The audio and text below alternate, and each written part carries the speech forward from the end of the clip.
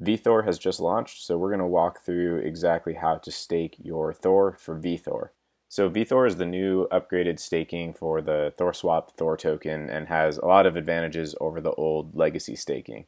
So the old THOR staking rewards were driven only by community incentives, and it was not auto-compounding, so if you wanted to compound your rewards, you'd have to pay gas to claim them and then restake again.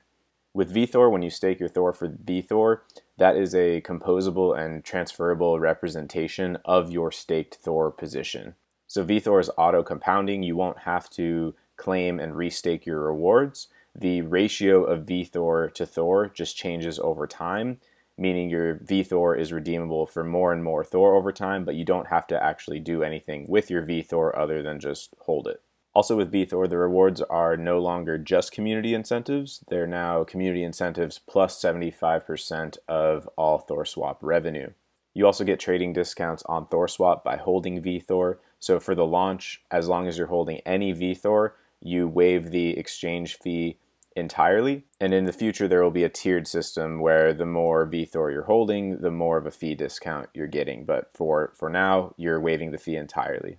vTHOR is also an ERC 4626. So this is a token that can be transferred and sent, and it's also composable, so we could see future uses of vTHOR in other protocols potentially.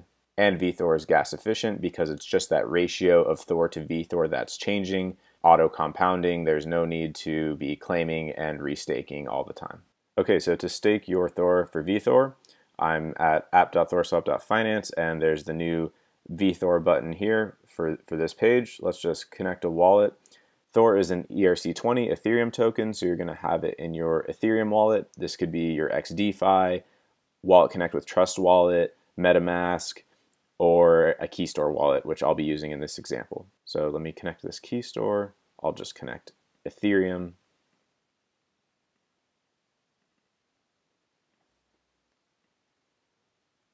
And my wallet's connected.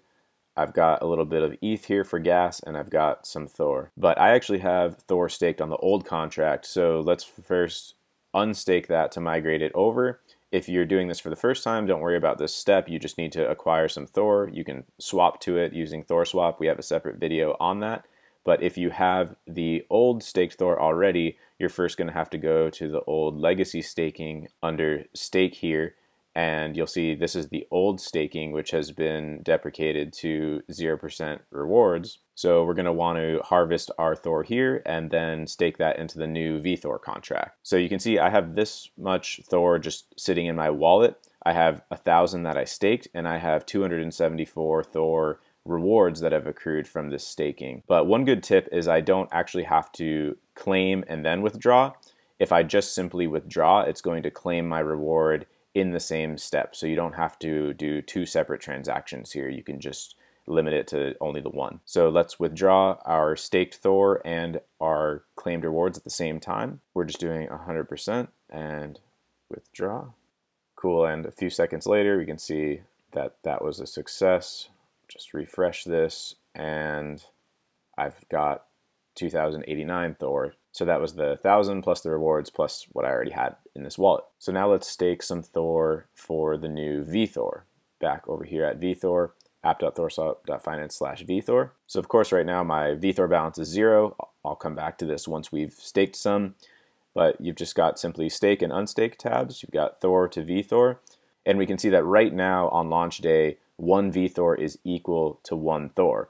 But over time, 1 vTHOR will be equal to 1.1 THOR or 1.2 THOR as those rewards accrue. So your vTHOR will just stay the same, but your redeemable THOR will increase. And that also means in the future you might stake 100 THOR but only get 80 vTHOR, but that still represents 100 THOR, which is going to be increasing over time. So let's go ahead and stake 1,000 THOR for 1,000 vTHOR.